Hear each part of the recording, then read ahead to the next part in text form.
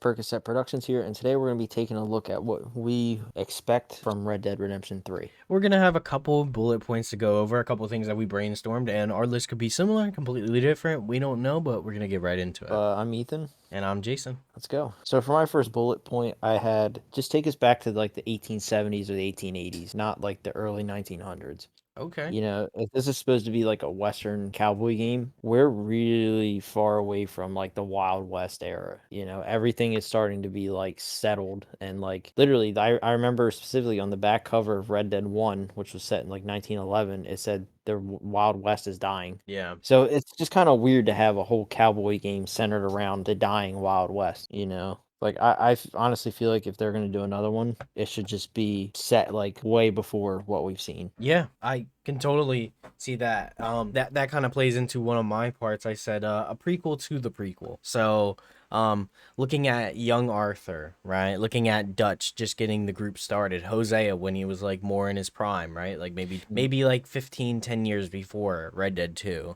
And you can really see how the group formed, and they pulled off a prequel so well with Red Dead 1 to Red Dead 2. I think they could totally pull it off again. I mean, there's no reason why they could. Right.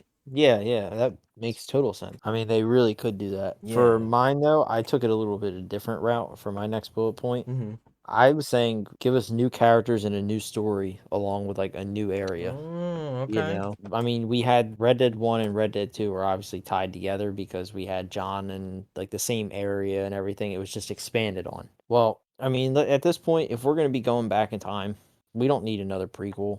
I mean, I partially feel like a prequel kind of sucks because then you know how everything goes. Yeah, But that's there is some cool stuff to explore. Like we could explore young Arthur, young Dutch, all that stuff. But like if we start fresh, they could literally write this however they want. They don't have to have it fit any narrative, you know? It could be a yeah. whole new story. That's what I liked about playing Red Dead 2 is that I didn't play Red Dead 1. So it Right, did you not. didn't know. Yeah, I literally just went in blank slate. And yeah, I actually think that's a great idea. And like what if they encountered young Arthur and John? Like maybe you just see them You playing like as you tie them kids. in a little bit, yeah. Yeah, yeah, just a little tie-in, the littlest tie-in, but don't make them like, any aspect of the game. Yeah, I could totally see that being a good thing to do. I said to give us new areas for the map too. Right. Give us new areas. I don't really need the old areas to come back as branch offs. Like they did with Red Dead 2. I don't really need it. It's cool, but the way they did it in Red Dead 2, where they had Armadillo and Tumbleweed just as like little attachments, I think kind of just was kind of like they probably spent a lot of time doing that, and I think it was kind of like, was it really used to its fullest potential? Probably not. Yeah. Like, so No, give, because you couldn't even go there in the main story. You had to yeah. wait until after you beat the story to be able to go down there.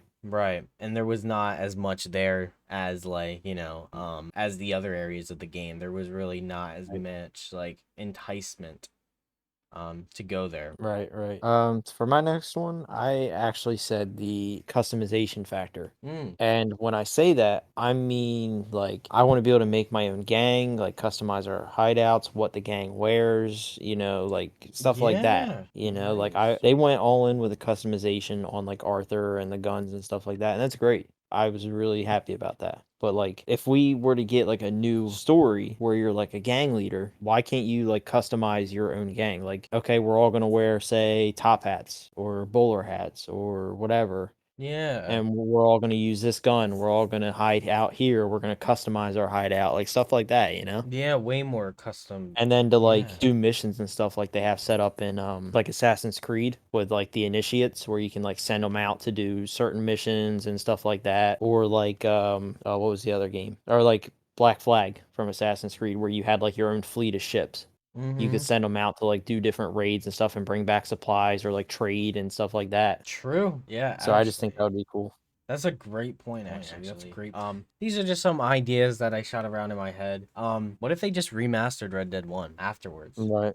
What if they just, they did Red Dead 2, and if you play Red Dead 1 after playing Red Dead 2, it's not gonna hit the same because it's like the graphics are kind of not holding up. Right. So what if they remastered, with like Red Dead 2 graphics? I'm not sure how hard that would be. but I know they probably won't do that. But I think that's a cool possibility. And also as a two-parter, what about Undead Nightmare 2? You know, well, Yeah. what if they did that? I mean, I didn't really care too much about Undead Nightmare. But you know, I think it's a possibility. I think it's something that could be explored as an idea.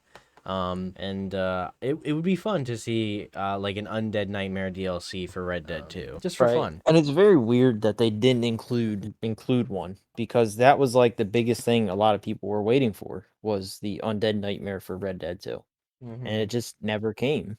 Yeah. It's weird. All right, so that'll take me into my final bullet point. I said basically go all in on the open world aspects again. They did it once. They just got to make sure that they follow up and stick with it. Right. You know, like they had the whole, like you could basically do anything. Yeah. Just to add into that, it would be nice to like customize everything. Like say I wanted to buy a house here, I could live there. Yeah. Like stuff like that would be cool. I would love that actually. But they really went. I mean, it's probably the most realistic game that we've had in ever, probably, in every aspect. Yeah. So they did a phenomenal job with that. Definitely include like the ecosystem of the open world from Red yeah. Dead 2, where you could see like a bear mauling like a goat or something. Yeah. That's super cool. I always love that, seeing the animals just fight randomly.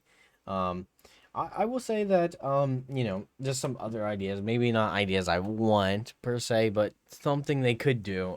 What if they're done with Red Dead? What if like, okay, so what if they're done with the cowboy aspect of Red Dead? What if they go, when did Red Dead 1 end? It was what, 1911 or 1912? somewhere around there. That's when Jack is growing up, right? Or no, it might have been like 1916 or something like that. Yeah. So it's right around the World War One, right? Right. What if they just went with Jack drafted into World War One? That'd be interesting. Probably not a good idea, but it's an idea. No, it is an idea. So like, what if they went with that, or what if they went with after World War One? And what if they made it more like, Saint Denis is a city? What if they changed it up and made it more like 1920 Chicago Mafia, or like New York Or Mafia yeah, with Jack? like what if he comes back from the war and here like everything's changed? Like you get to explore the area and say like, I don't know, like something happens to like the house and his mom, and then he has to like go find somewhere else. Yeah, he goes Good idea, east actually. to the cities. Yeah, that is a good idea. That's totally something that I think they could do. I mean, they'll probably, it probably wouldn't. I don't know if you would title it Red Dead. I don't know. They'd probably have to change the name. Yeah, Well, yeah. they had Red Dead Revolver. I'm sure they could come up with something to go with the Red Dead theme. Oh yeah, yeah, true, true. Do something like, yeah, Red Dead, and then like more something that would fit like Red Dead Right. Mafia. But yeah, I mean, that's basically some things that we could expect to see from Red Dead 3. And I mean, if they're bored of the Red Dead, like not bored, but if they're done with that story, right? Because they did do Red Dead 2, Red Dead 1, wrapped up all the story. If they're done Right. with that, why not just go somewhere else? Why not just do something different, Yeah, they don't see, the nice thing is they don't have to tie in because they wrapped up everybody's stories pretty nice. The only one that was kind of left on an open end was Jack, but there was something or something, I forget what it said. He ended up like living to like 1996 or something. Really? Yeah, there was some I forget where I read it or something, but it said that he ended up living to 1996. That's kind of crazy. Mhm. That's kind of crazy. What the heck? Oh, so Jack just lived. Jack just lived. Yeah. That's crazy. I didn't 1996. That feels, Red Dead really took place so late, like Mhm.